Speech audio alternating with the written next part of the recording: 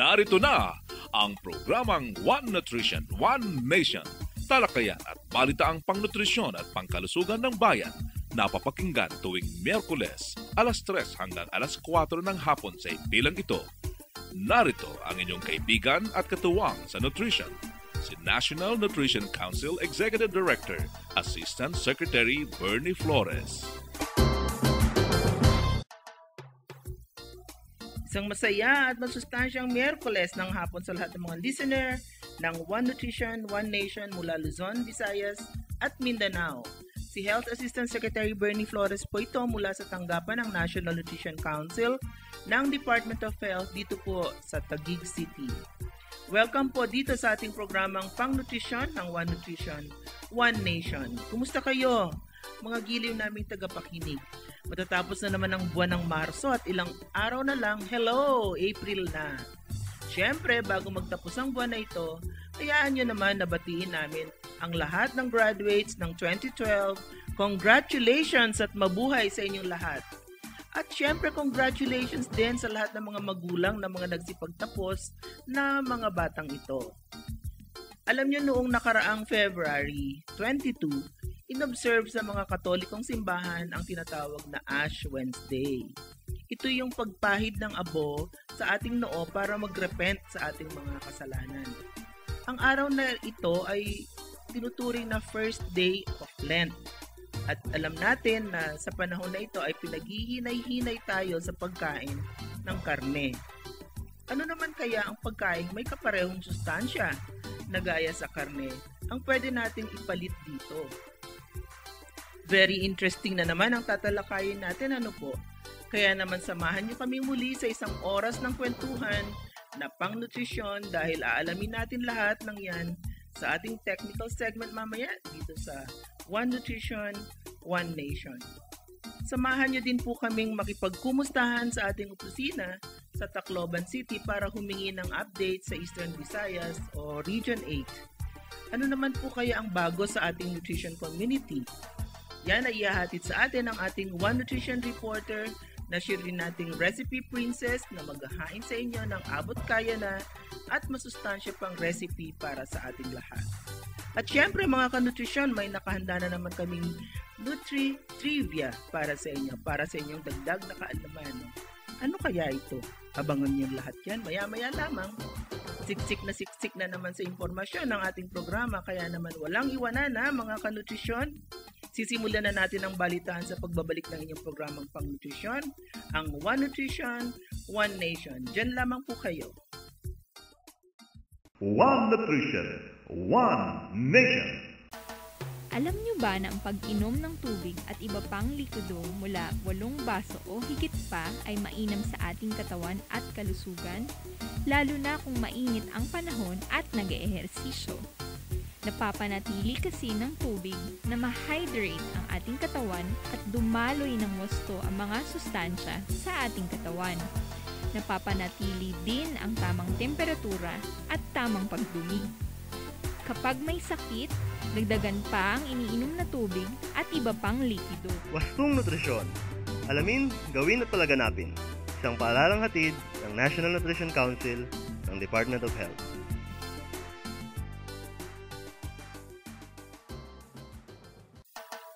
Alam niyo ba na ang palagi ang paghuhugas ng kamay ay isang mabisang paraan upang tayo ay makaiwas sa mikrobyo na may dalang sakit? Gamit ang sabon at malinis na tubig, maghugas ng kamay bago at matapos ang paghahanda ng pagkain, kapag galing sa palikuran, pagtapon ng basura, at iba pa. Kapag nasa ibang lugar at walang tubig, maaari ring gumamit ng hand sanitizer upang mamatay ang mikrobyo sa ating mga kamay. Wastong nutrisyon. Alamin, gawin at palaganapin. Isang paalalang hatid ng National Nutrition Council ng Department of Health.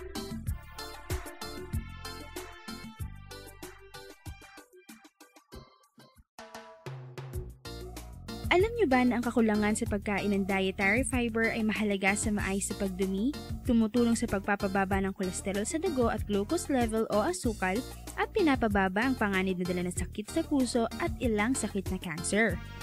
Wastong nutrisyon. Alamin, gawin at palaganapin. isang paaralang hatid ng National Nutrition Council ng Department of Health. One Nutrition, One Nation. Nagbabalik po ang One Nutrition, One Nation at kasama niyo pa rin ang inyong lingkod, Health Assistant Secretary Bernie Flores. Nutri-trivia muna tayo mga kanutrisyon. Alam niyo ba na ang mundo ay binubuo ng mas malaking porsyento ng tubig kaysa lupa? Alam niyo ba na ang dami ng tubig sa panahon natin ngayon ay kapareho rin ang dami ng tubig magmula pa noong unang panahon? Alam niyo ba na may dalawang klase ng tubig sa mundo? Yun ang salt water at fresh water. At alam niyo rin ba na ang dugo ng tao ay 83% water? Ang utak o brain ng tao ay 75% tubig. At habang ang buto naman ng tao ay 25% tubig. One Nutrition, One Nation. Alam niyo ba na dapat siguruhin ang wastong pagkain ng mga bata para sa kanilang tamang paglaki? Bantayan ang tangkad at timbang ng mga bata ng regular at magbigay ng tamang uri at dami ng pagkain mula sa Go, Grow at Glow food groups. Importante rin na painumin ng gatas ang bata araw-araw at tangkilikin ng fortified products. Wastong nutrisyon. Alamin, gawin at palaganapin. Isang paaralang hatid ng National Nutrition Council ng Department of Health. Alam niyo ba na ang gulay at prutas ay mayaman sa vitamina A, vitamina C, iron, folate at potassium?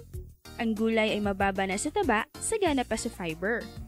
Wastong nutrisyon. Alamin, gawin at palaganapin. Isang paaralang hatid ng National Nutrition Council ng Department of Health.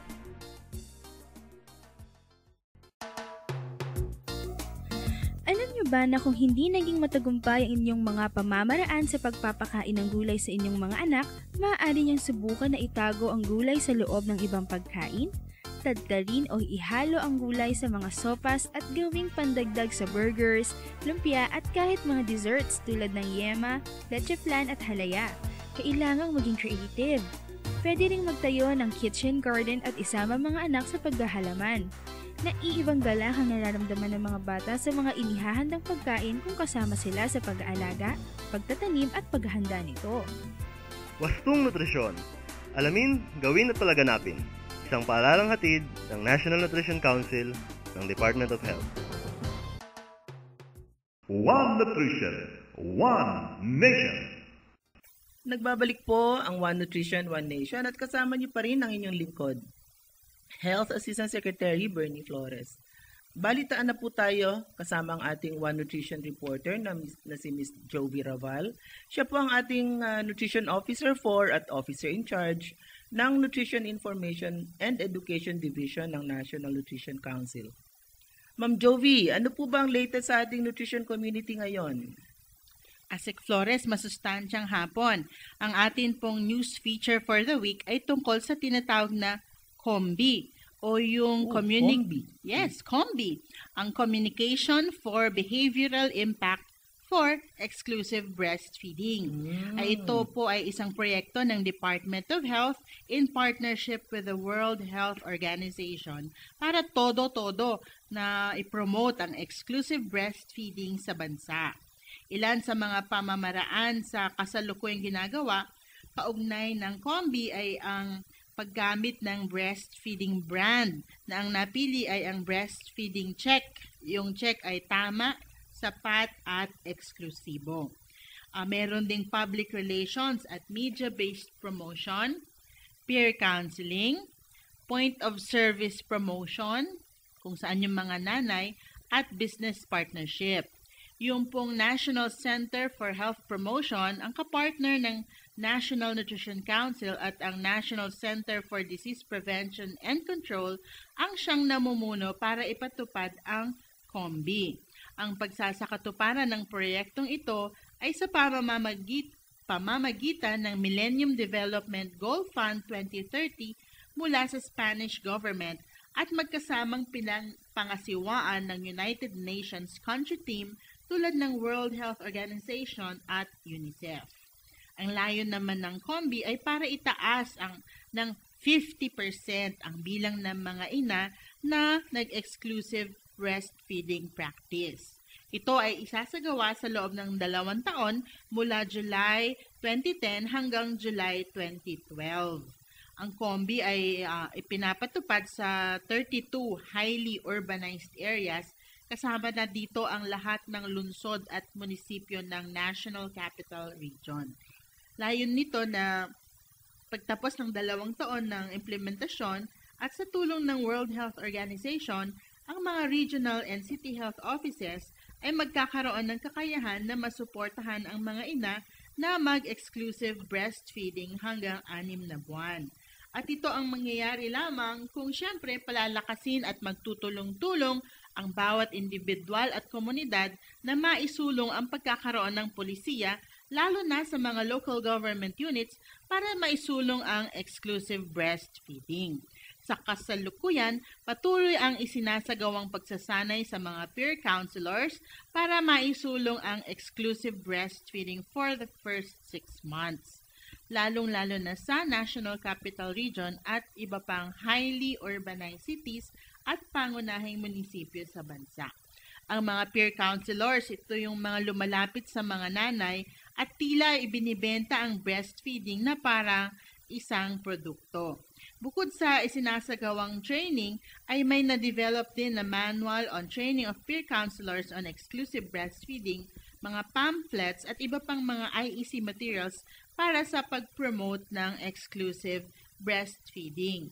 Ayan po, Asik Flores, ang ating news feature for the week, ang COMBI or yung Communication for Behavioral Impact for Exclusive Breastfeeding. Okay, maraming salamat Miss Jovi, ang atin pong One Nutrition reporter sa kanyang napaka-importanteng report on COMBI.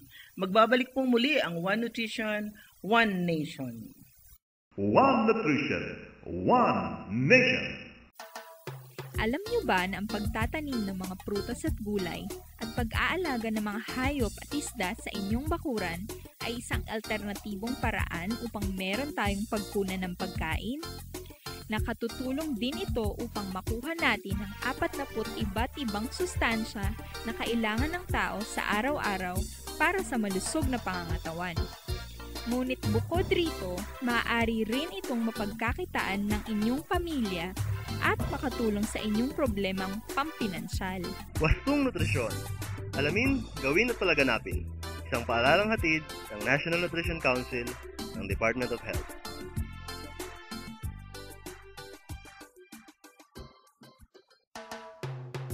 Alam niyo ba na walang bibili ng gulay sa palengke kung walang kakain ito? Ito ay magbubunga ng mababang kita para sa ating mga magsasaka. Kung mangyayari ito, maaaring babaling sa ibang uri ng pananim ang mga magsasaka at magiging kulang ang produksyon ng gulay. Ang kawalan at kakulangan ng supply ng gulay sa mga palengke ay magiging dahilan ng pagtaas ng presyo. Ang mataas na presyo ng gulay ay magiging dahilan upang lalong bumaba ang konsumo ng gulay. Wastong Nutrisyon. Alamin, gawin at palaganapin. Isang paaralang hatid ng National Nutrition Council ng Department of Health. Alam niyo ba na ang sikreto ng malusog na katawan ay kapag sagana ng prutas, gulay at lamang ugat ang hapagkainan? Dahil sa mga bitamina at mineral na taglay, mas maaliwalas ang buhay. Wastong Nutrisyon. Alamin, gawin at palaganapin. Isang paaralang hatid ng National Nutrition Council ng Department of Health. One Nutrition, One Nation. Nagbabalik po ang One Nutrition, One Nation.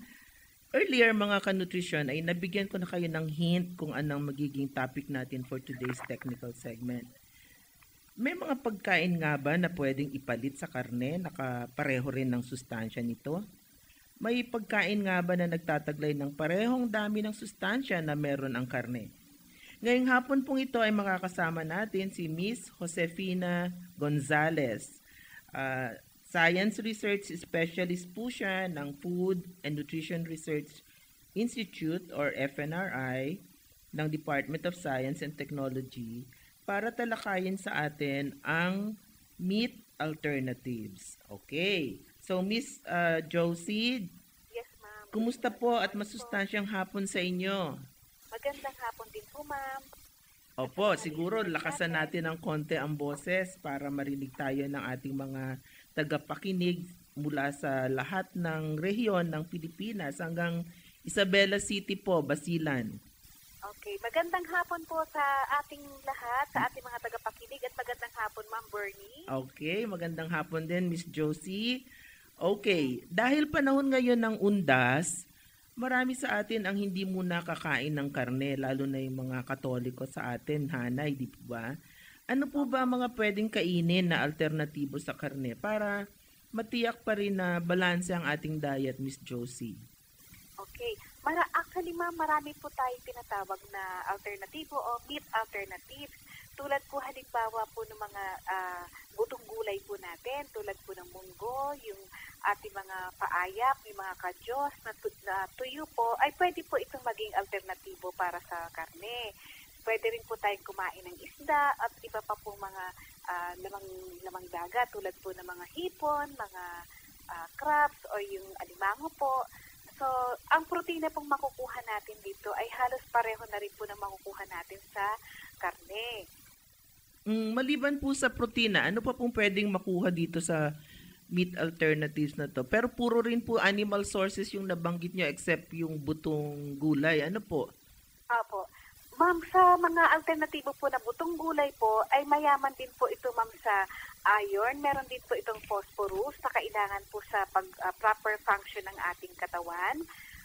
At saka ginagamit po ang phosphorus sa pag-synthesize ng protein digestion. Tapos po, ma'am, mayaman din po sa fiber ang ating mga alternatibo na mga butong gulay. Mayaman din po ito sa protina. So katulad po ng munggo, ma'am, tinagurian po siyang 4 months meat na parang comparable po yung kanyang protina, kahalintulad na rin po ng karne. Opo. Pag-usapan natin yung mga produkto na hango sa butong gulay kagaya ng mga tokwa, tofu, Opo. mga ganon. Kasi yun yung talagang pinoproject natin, mga nutritionists, as talagang meat alternatives. Ano po? Opo. Oo. Sige, paki-describe po, paano ba tayo gumagawa ng mga ganon na na produkto? Oo. Opo. Ma'am, yung katulad po ng tofu, tokwa, is produkto po ito ng soybeans. Soybeans, ito po ang raw materials po nito ay yung soybeans po. So nakita po sa mga pag-aaral na yung soybeans po ay mayaman po sa isoflavones, so nakakatulong po para sa kagaganda ng function ng ating mga major organs. At nakakatulong din po ito sa immune system natin, pagbuboost ng immune system. So, yung tofu po ay ito po yung ginagawa na pag giniling po yung soybeans ay piniferment po ito, so nagkakaroon po ng tofu. Ganon din po yung tokwa na galing din po ito sa giniling na soybeans at ginagawa po itong piniferment din po ito. Kaya po nagiging tokwa, ma'am. Eh, yung kapartner ng sago, taho. Taho.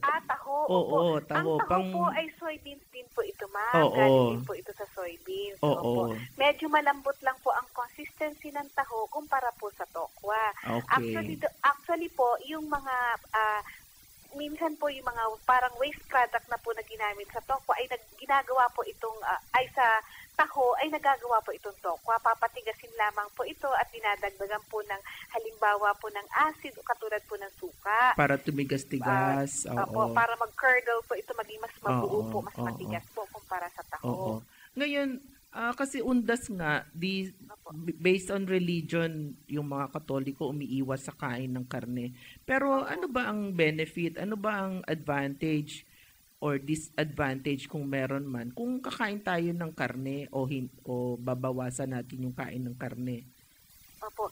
Ang advantage po kasi ng pagkain ng karne, ma'am, dahil di ba po meron tayong tinatawag na 2 uri ng protina.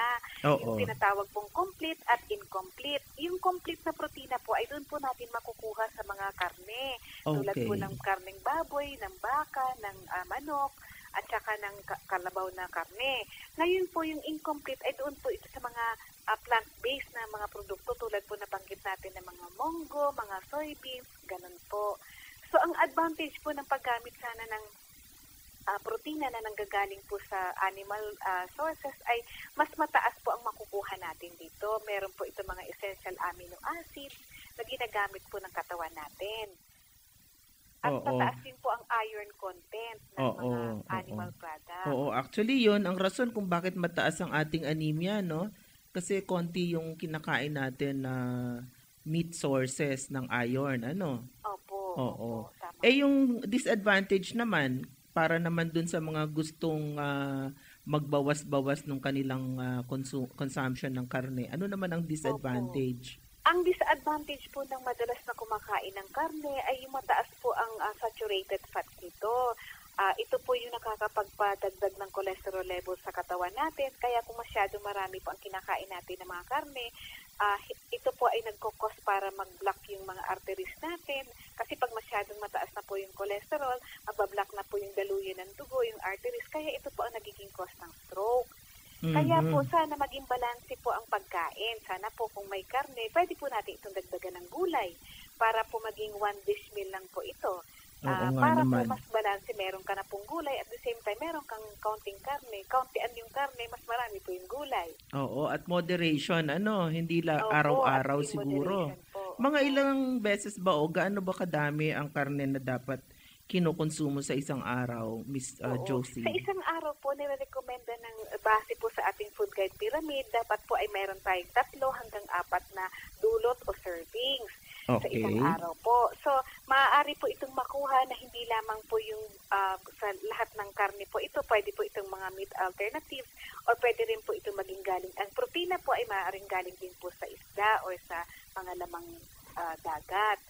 So kung sa karne naman po, basta hanggang 3 4 na dulot po sa isang araw. Sa isang araw, oo. Kung meat alternatives, 1:1 ba yung palitan? Ma'am, hindi po. Halimbawa hindi. Po yung isang, kasi laki po ng posporo na karne, ang katumbas po noon sa meat alternatives natin ay 1/3 cup lamang po ng mga dried beans natin. 1/3 Halimbawa cup. po 1/3 cup na lutong munggo o kaya 1/3 cup na lutong buto ng sitaw o kaya ng paayap. So, ganun po yung equivalent niya, ma'am. Okay. So, mas konti, bale, ang ano? Opo, mas konti po. Oo. Anong rason noon? Anong bakit? Ano po? Anong dahilan kung bakit ganun kakonti ang palitan? Ay, palitan po. Oo. Kasi ma'am, yung 1/3 cup po, ay pagka kinain mo na po ito, mas matagal po yung busog na mararamdaman natin. Okay. Mas matagal kasi siyang i-digest. Kapag halimbawa po ginawa natin itong 1 cup, ma'am, parang sobra po, para baka masyadong hindi ka na makakain ng ibang pagkain o na ibang po doon sa ating meal. Halimbawa po, mas malilesa na po yung pagkain natin sa iba pang gulay. For example. So, halimbawa po yung katulad po ng kadalasan po, di ba pag Friday, dahil hindi po bawal po kumain ng karne, di ba po, meron tayong ginisang munggo. So, pag masyado marami na po yung munggo, masyado ka nang mabubusog. So, hindi mo na po makakain yung malunggay na idinagdag doon or pwede mo po itong dagdagan ng iba pang dahong gulay. Oo. At saka ipares sa sinigang na paksiw. Paksiw na bangus. Ano po? Oo. Di ba ang karne kasi ay mas mahal kaysa sa ibang pagkain? Opo. Oo. Yung bang meat alternatives natin na hango sa butong gulay, outside of the seafoods, ganon, yun ba ay mas makakamura ba ang ating mga tagapakinig? Opo, mas makakamura po kung halimbawa po yung mga alternatibo pong pagkain, katulad po ng butong gulay na yung mga munggo, mas mura po yan kumpara sa karne. So, mas maigi po sana kung meron tayong mga munggo na yan at saka po yung mga butong gulay. Kaya lang po, palagi natin sinasabi na lahat po ng bagay ay in moderation. Kapag palagi naman pong ganito, hindi naman po ito maganda sa katawan dahil po yung meron po siyang contraindication kapag yung marami pong mga dried beans and nuts, yung phytates na tinatawag po na nakaka-hinder ng calcium absorption natin. So, Oo nga. maaapektuhan din po yung ibang sustansya na papasok sa katawan natin. Hindi po ito ganun magagamit ng katawan. Oo nga naman. Araw-araw naman po. Oo, at saka yan pa ay isa pang area na hindi masyadong alam ng mga ordinaryong tao, no? Na akala nila lahat ay maganda kahit pagsabay-sabayin. So may mga pagkain talaga na hindi dapat isinasabay sa ibang klaseng pagkain, otherwise hindi naman magagamit ng ating katawan. Puputulin po muna natin sandali ang ating kwentuhan tungkol sa meat alternatives. Huwag kayong bibitiw at magbabalik po ang One Nutrition, One Nation. One Nutrition, One Nation. Alam niyo ba na sa mga pagkaing mayaman sa protina tulad ng isda, karne, manok at tuyong butong gulay, panalo ka dahil ito ay nagpapalakas ng resistensya at pangangatawan. Wastong Nutrisyon. Alamin, gawin at palaganapin. Isang paaralang hatid ng National Nutrition Council ng Department of Health. Alam niyo ba na dapat kumain ng iba't ibang uri ng pagkain araw-araw? Sigurado ka sa sustansyang taglay nito basta't wasto sa uri at sapat sa dami ang kakainin mo. Wastong Nutrisyon. Alamin, gawin at palaganapin.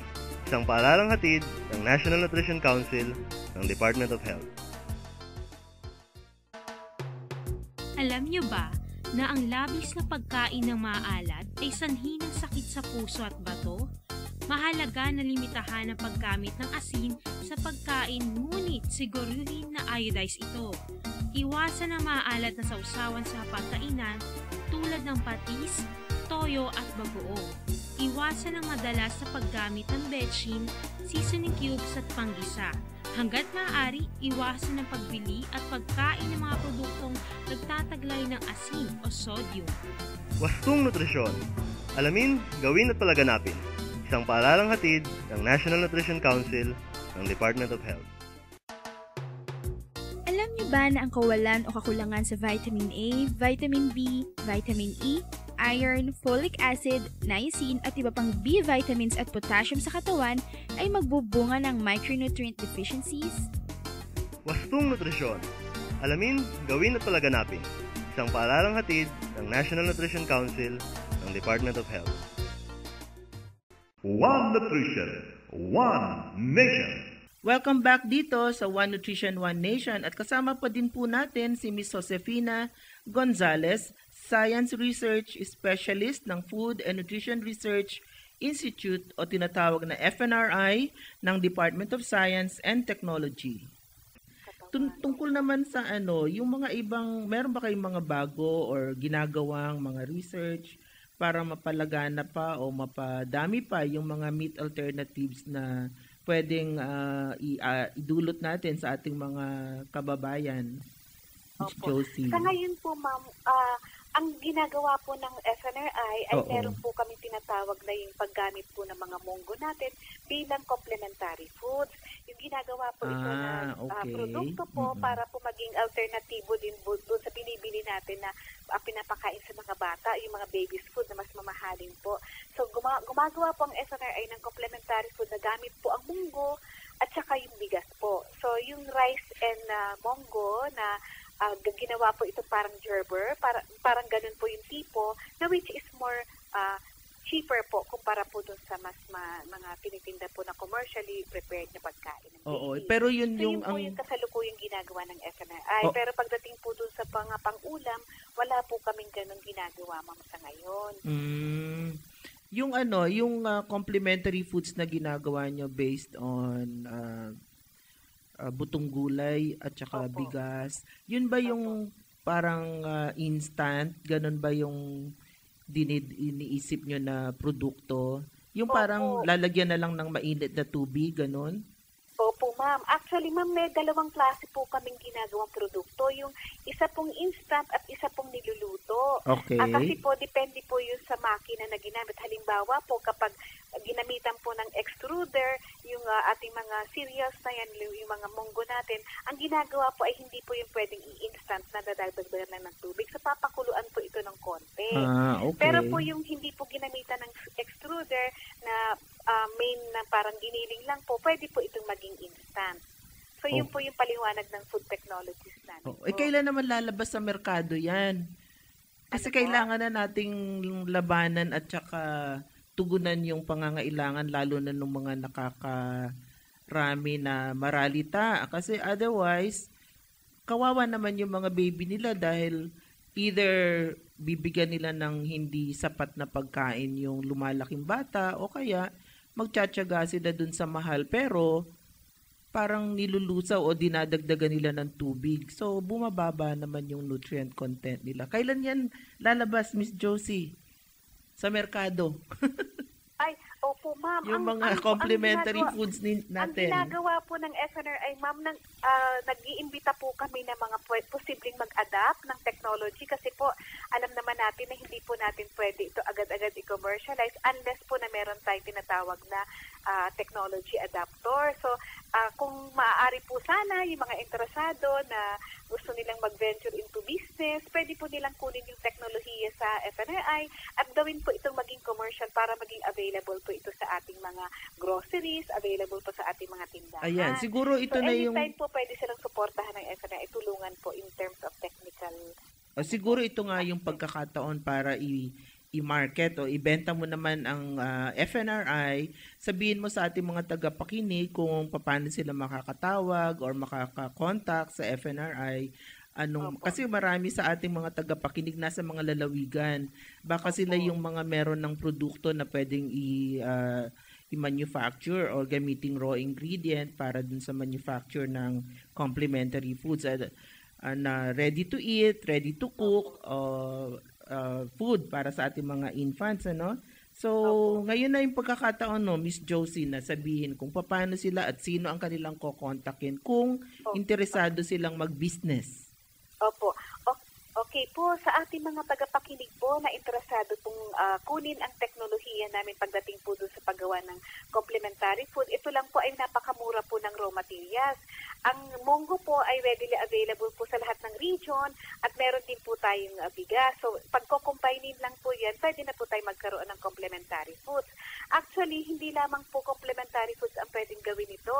Yung pamamagitan din po ng munggo, pwede po tayong gumawa ng mga cropex o kaya po yung cheese, parang curls na pwede pong snack items ng mga bata na pwede po natin ibenta sa mga school na instead po nabibili sila ng mga commercially available na mga chips, pwede pong ito na lang po ang bilhin nila, masustansya pa po ito. So, tumawag lamang po o sumulat sa aming director, si Dr. Mario V. Capansana. Okay.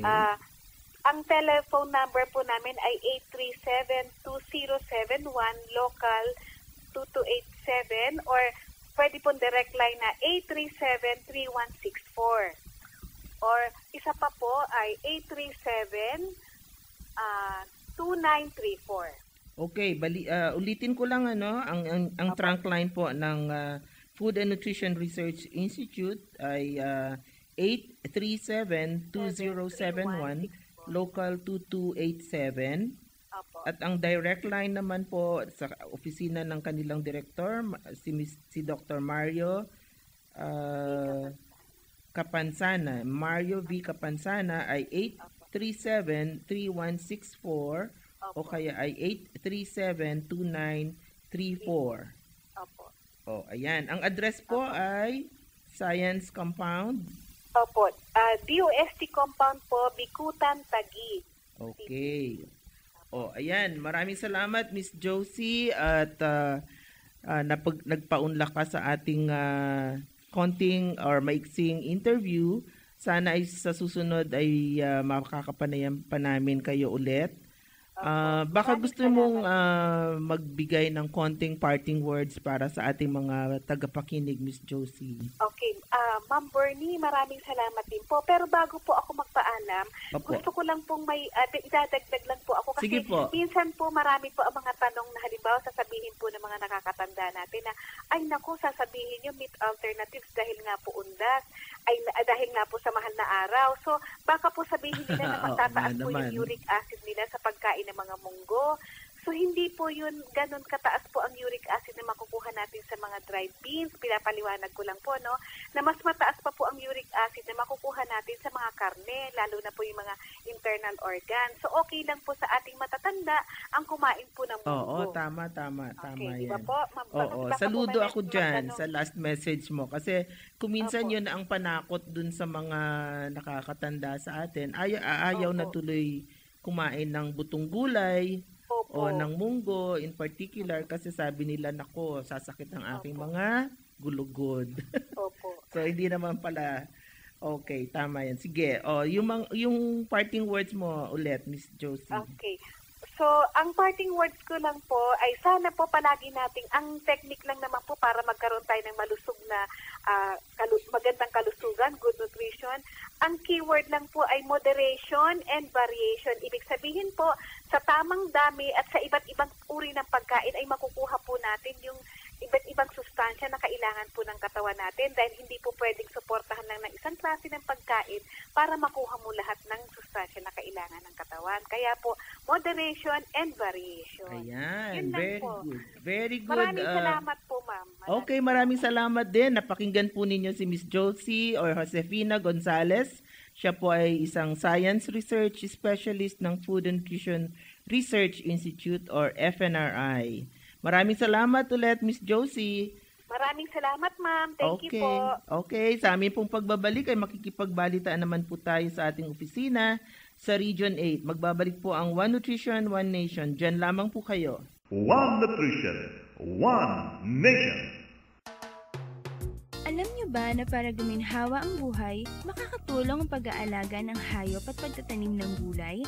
May alternatibong pagkukunan ka na ng pagkain, may dagdag kita ka pa. Wastong Nutrisyon. Alamin, gawin at palaganapin. Isang paaralang hatid ng National Nutrition Council ng Department of Health. Alam niyo ba na magandang kalusugan ay nagsisimula sa kalikasan? Sa malinis na kapaligiran at malinis na tubig at pagkain, iwas sakit ang pamilya natin. Wastong Nutrisyon. Alamin, gawin at palaganapin. Isang paaralang hatid ng National Nutrition Council ng Department of Health. Alam niyo ba na mahalaga ang pagbili ng pinagyamang pagkain o fortified foods? Dahil sigurado ka sa dagdag sustansya nito. Huwag kakaligtaan, hanapin ang produktong may sangkap Pinoy o Diamond Seal. Wastong Nutrisyon. Alamin, gawin at palaganapin. Isang paaralang hatid ng National Nutrition Council ng Department of Health. One Nutrition, One Nation. Nagbabalik po ang One Nutrition, One Nation at sa puntong ito mga kaibigan ay makakausap naman natin ang ating Regional Nutrition Program Coordinator mula sa Tacloban City sa ating Regional Office number 8 for Eastern Visayas. Wala pong iba kundi si Miss Karina Santiago. Kumusta Karen at masustansyang hapon sa iyo? Kumusta din po, isang masustansyang hapon din sa inyo, pati yung ating mga tagapakinig ngayon. Oo nga pa. Kung batiin yung mga taga-radyo Kasugbong naman sa Northern Samar. Sige, maupay mo kulog sa iyong tanan. Ayan, oo. Ano ulit? Pakiulit? Maupay makulog sa iyong tanan.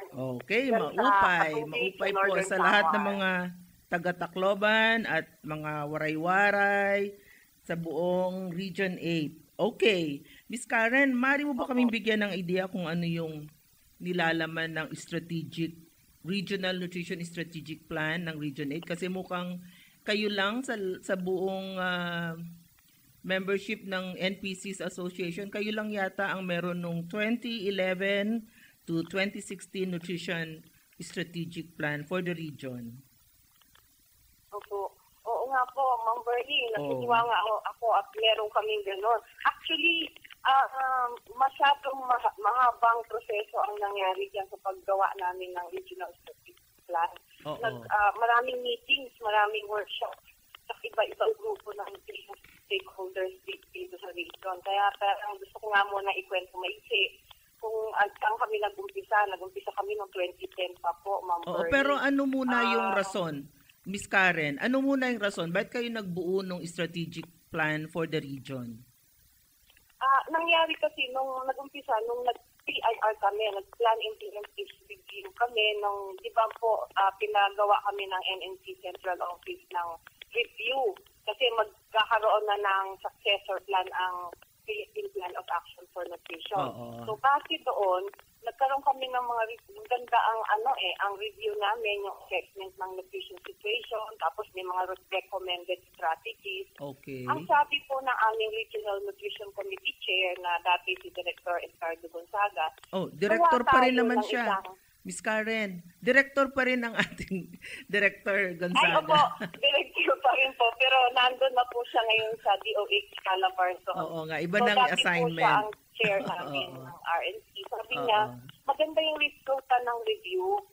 May mga recommendations na strategies. Okay. So, sabi niya, gawa kayo ng isang 6-year plan para may direction, may patutunguhan, para lahat tayo dito na stakeholders pare-pareho yung tinitignan na direction. So, maganda po ang naging instruction niya yun. Nagsagawa po kami ng iba't ibang meetings and workshops para magkaroon ng plano. Okay. So, noong 2011 kami nagbuo ng plano po, Ma'am Bern. Oo. So, ano naman ang kakaiba ngayon sa inyong kampanya pang nutrition improvement dyan sa Region 8? As a result of the fact that meron na kayo lamang yung meron ng Regional Nutrition Strategic Plan.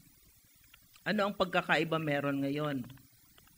Kasi nag-undergo ulit kami ngayon 2012.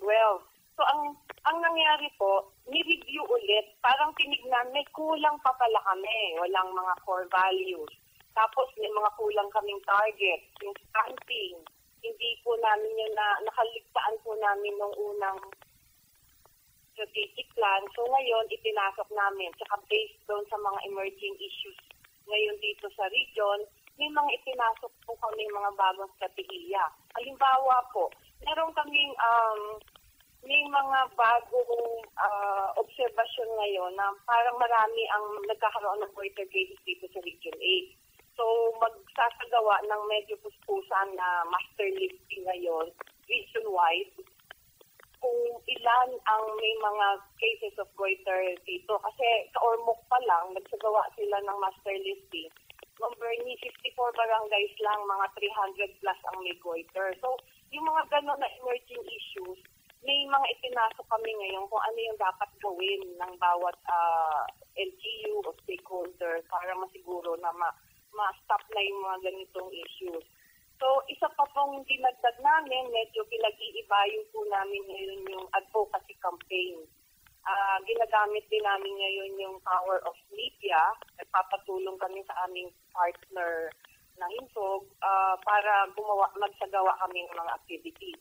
Okay. Yung mga ganun po, marami kami may mga itinasok na mga bagong strategies para ma-address kung ano yung mga bago. Pero ang bagong PPAN 20, yung bago pong nirelease na PPAN, yung successor plan, tinignan din po namin doon kung ano yung mga hindi na-address nung na-approve na strategic plan last year. Ang ibig sabihin, pag siguro naman, pag sinabi mo kasi tinitignan ninyo kung meron na o meron pa, ang ibig sabihin yan, i-translate lang natin sa para maintindihan ng ating tagapakinig na ang tinitingnan nyo ay implementasyon ng plano. Ay, opo. Oo, kasi baka ang akala ng ating mga tagapakinig, tinitingnan nyo lang yung dokumento, hindi yung implementasyon ng mga iba't ibang pamahaalang lokal. Ay, opo. Tinignan po namin, kaya ang tinawag po namin yung mga provincial and city nutrition action officers kasi sila po ang nag-i-implement. So, tinignan namin kung paano in-implement nila sa kani-kanilang mga lugar ang nutrition programs, ang mga local nutrition programs. May in-invite din kaming mga barangay nutrition scholars, mga district and city nutrition program coordinators na malawak po ang expertise at saka experience sa pag-implement ng nutrition by the way, program. Miss Karen, by the way, yung ating regional president ng BNSS, during kasi nagmeeting ang BNS Federation, yung National BNS Federation. Tapos nagpunta sila sa House of Representatives at na-meet na-meet nila. So pakitutukan na lang ang ating Congresswoman Lucy Torres para naman suportahan niya talaga ang BNS program. Opo. Oo, kasi yun ang kanyang... Kwento din nga ni Ms. Lydia Nunez na nagpunta din sila congresswoman ng Samartan. Oo, isa pa rin siya siya. sa experience nila sa pagpunta sa Congress. It was really daw an experience. Oo, hindi lang experience. Meron din silang iniwan na kasulatan, resolution. Kaya yun ang kailangang ma-follow up, yung action ng ating mga iba't ibang miyembro ng Kongreso para matulungan talaga nila ang ating barangay nutrition scholars. Opo. Okay. So, maiksi lang ang ating interview, Miss Karen. Meron ka pa bang parting words para sa ating mga tagapakinig? Ma'am Burns, gusto ko lang pong batiin yung mga namumunog dyan sa Radyo Kasubong.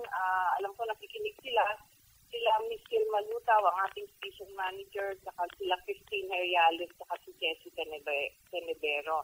Pati si Mayor Radicalda D, at saka si Gov Paul Dasa. Yun lang po. At natutuwa kami na nagkaroon ng first anniversary celebration noong February 1. Nagpunta kami lahat sa Radyo Kasubong. Natutuwa ako sa kanilang mga naging pagbabago doon mismo sa radio station. May mga improvements na. So, congratulations sa Radyo Kasubong. Sige. Very good. Siguro sa sa 25th anniversary ng Radyo Kasubong, maiimbita naman kami ni Miss Jovi. Ay, opo. Maiimbita po kayo. Yung mahahanap, okay po. Okay, sige. Maraming salamat sa iyong oras. Oo, thank you po, Ma'am Bernie. Okay, bye-bye. Nakanig po natin ang ating Nutrition Program Coordinator, Ms. Karina Santiago, sa nagmumula sa Region 8, ang Eastern Visayas Region, sa Tacloban City po ang ating regional capital. So magbabalik po ang One Nutrition, One Nation. Tutok lang po kayo. One Nutrition, One Nation. Alam niyo ba na sa bawat krisis ng buhay may pamilya na kaagapay? Sa panahon ng krisis, maging matalino at praktikal na mamimili. Sa pagtitipid, huwag kalimutan ang nutrisyon ng pamilya. Wastong Nutrisyon. Alamin, gawin at palaganapin. Isang paaralang hatid ng National Nutrition Council ng Department of Health. Alam niyo ba na sa buhay, minsan less is more? Hindi dapat mahal ang wastong nutrisyon. Pumili ng mura ngunit masustansyang pagkain. Maghanda ng one-dish meal. Wastong Nutrisyon. Alamin, gawin at palaganapin. Isang paaralang hatid ng National Nutrition Council ng Department of Health. One Nutrition, One Nation. Alam niyo ba na ang tubig ay isa sa 6 na major nutrients na kailangan ng ating katawan? Ang iba pang nutrients na importante ay ang carbohydrates, protein, fat, vitamins, at minerals. Alam niyo ba na sa konting patak ng tubig mula sa sirang gripo ay maaaring makaaksaya ng 75 na litro ng tubig sa isang araw lamang? Alam niyo ba na kaya tinawag na watermelon ng Pakwan ay dahil ito ay nagtataglay ng 93% na tubig. Kaya palang bigat, One Nutrition, One Nation. Alam niyo ba na para mahikayat ang kapamilya na kumain ng gulay ay dapat bumili ng gulay na nasa panahon? Bukod sa mura na ito, sa liwat hitik pa ito sa sustansya. Importante din na iba-ibahin ang mga gulay na inihahanda araw-araw upang ito'y maging kaaya-aya sa mga kakain. Maaari ring subukan ng malulutong na gulay tulad ng carrots, letsugas at pipino na kinakain ng hilongman o pinasingawan. Planuhin ang paghahanda ng pagkain base sa isang main vegetable dish. Halimbawa, ang pinakbet ay maaaring ihain kasama ng prito, pinangat o pinaksiw na isda. Dagdagan ng gulay tulad ng malunggay, kangkong, dahon ng sibuyas, kinchay, carrots at iba pa ang instant noodles para madagdagan ang sustansya nito. Wastong Nutrisyon. Alamin, gawin at palaganapin. Isang paaralang hatid ng National Nutrition Council ng Department of Health. Alam nyo ba na kung ang hanap nyo ay pagkaing masustansya na at abot kaya pa, itlog ang inyong pag-asa. Siksik sa protina, bitamina at mineral, maaasahan pa pang almusal, pananghalian at panghapunan araw-araw. Wastong Nutrisyon. Alamin, gawin at palaganapin. Isang paaralang hatid ng National Nutrition Council ng Department of Health. Alam niyo ba na dapat natiyakin na ang gulay ay laging kasama sa pagpaplano at paghahanda ng pagkain ng pamilya? Tiyakin din na laging mayroong gulay sa bahay para matugunan ang pagnanais kumain ng mga bata anumang oras o araw. Maghanda ng madaling kainin at masasarap na gulay. Idulot ang gulay sa simula pa lamang ng pagkain kung saan butong pa ang mga bata. Gawing fun o kaaya-aya ang gulay sa pamamagitan ng paghiwa nito sa iba't ibang hugis. Ihalo din ang gulay sa paborito nilang pagkain at gumamit ng konting taba, asukal o asin upang mas lalong sumarap ang gulay para sa mga batang lumalaki. Isama ang mga bata sa pamamalengke ng gulay at patulungin ang mga bata sa paghahanda at pagluluto nito. Wastong Nutrisyon. Alamin, gawin at palaganapin. Isang paaralang hatid ng National Nutrition Council ng Department of Health. One Nutrition, One Nation. At this point, makakasama natin ang ating recipe princess na si Miss Jovi Raval, ang atin pong officer in charge ng Nutrition Information and Education Division ng National Nutrition Council para sa masarap at masustansyang recipe para sa inyo. Miss Jovi, ano ba ang recipe natin for the week? Very refreshing ang ating recipe for the week, Asik Bernie.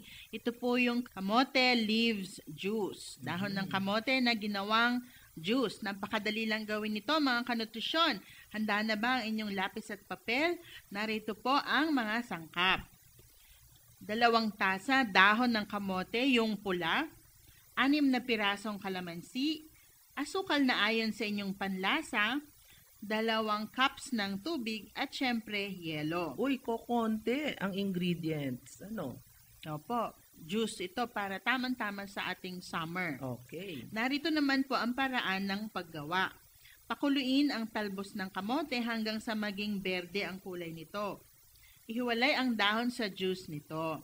Pagkatapos, pigaan po natin yung juice ng kalamansi doon sa juice ng kamote at timplahan ng asukal hanggang sa makuha yung tamis na gusto ninyo. Makikita nyo na ang mula kulay berde ay magiging pink ang kulay ng juice. Kaya minsan tawag dito sa ating kamote leaves juice ay pink lady. Pagkatapos lagyan na lang po ng yelo at pwede na itong inumin at ihain sa inyong pamilya para meron kayong refreshing na drink. Sa maliit na puhunan, maaari niyong pagkakitaan ang kamote leaves juice. Maaari din manggaling sa inyong bakuran yung mga kamote leaves, kaya mas malaki ang ating matitipid. Kaya, ayan po Asik Flores, ang kamote leaves juice, at iyan po ang ating recipe for the week. Uy, hindi lamang refreshing. Very healthy pa ang ating recipe for the week. Kamote leaves juice o pink lady. Abangan niyong muli sa susunod na linggo ang panibagong recipe handog namin sa inyo. Masustansya na, abot kaya pa mula sa ating recipe princess Miss Jovi Raval. Magbabalik din po ang One Nutrition, One Nation. One Nutrition, One Nation. Alam niyo ba na importanteng mag-isip ng mga kakaibang paraan sa paghahanda ng gulay? Halimbawa, magsama ng gulay sa baon ng inyong mga anak. Pwedeng magdagdag ng letsugas, kamatis o pepino sa mga sandwiches. Maaari ring magpabaon ng mga slices na carrots, pinagsingawang bagyo beans, nilagang kamote at saging na saba bilang snacks. Maghanda ng mga bagong vegetable dishes gamit ang iba't ibang paraan. Maaaring hindi nila ito magustuhan sa una, ngunit ang mahalaga ay mahikayat silang tumikim.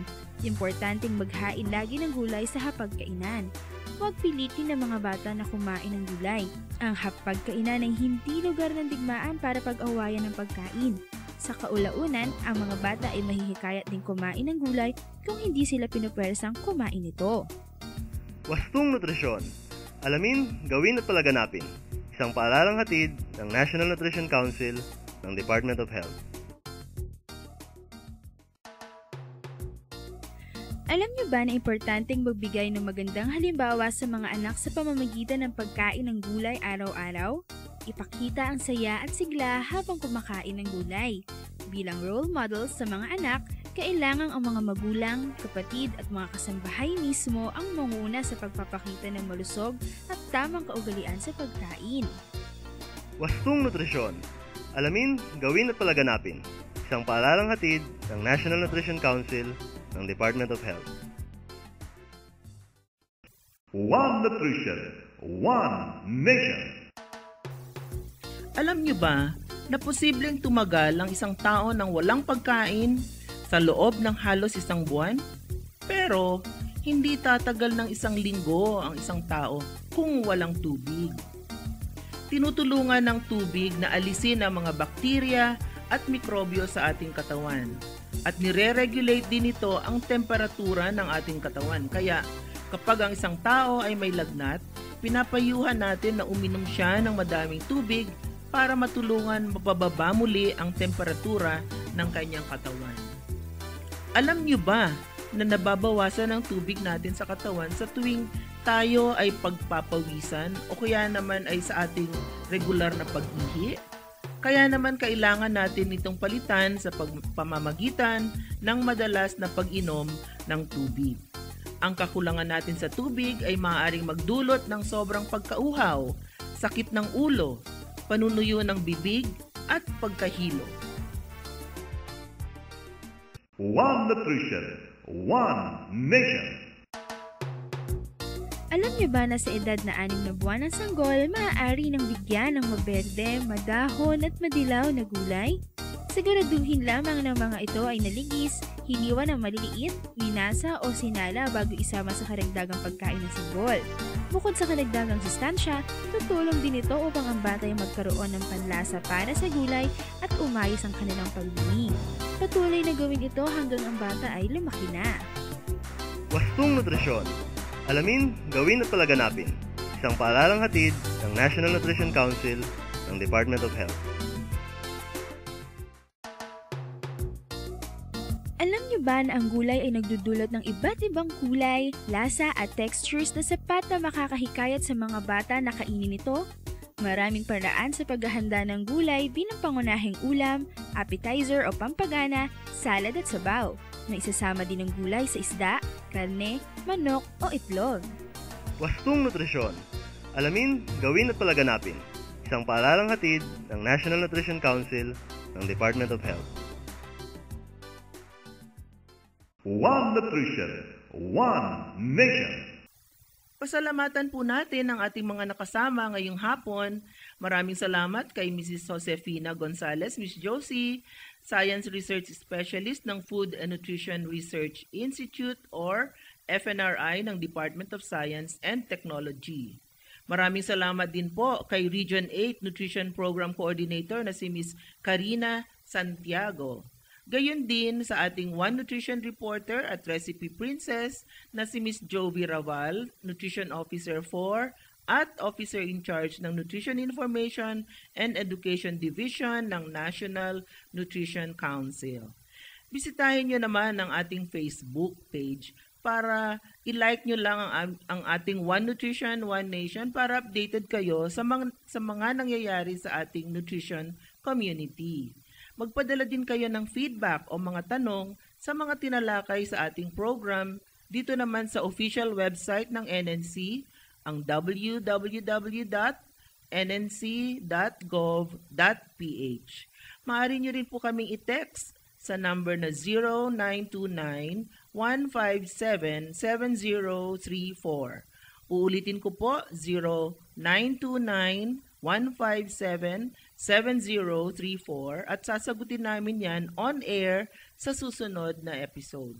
Samahan nyo kaming muli sa susunod na Miyerkules para sa isang oras na naman na kwentuhan pang nutrisyon. Lagi nyo tandaan, wastong nutrisyon, alamin, gawin at palaganapin. Kaya ipagpatuloy lang ang pakikinig dito sa ating One Nutrition, One Nation dahil gagawin naming masustansya ang inyong bawat Miyerkules. Masustansyang talakayan at balitaan ang ihatid namin sa inyo sa One Nutrition, One Nation. Ito po ang inyong lingkod sa Nutrition, Health Assistant Secretary Bernie Flores ng National Nutrition Council. Maraming salamat po at masustansyang hapon sa ating lahat.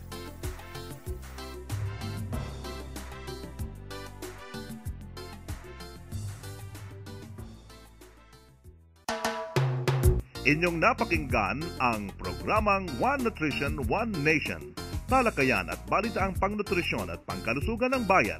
Makinig muli sa Miyerkules, alas 3 hanggang alas 4 ng hapon. Programang One Nutrition, One Nation.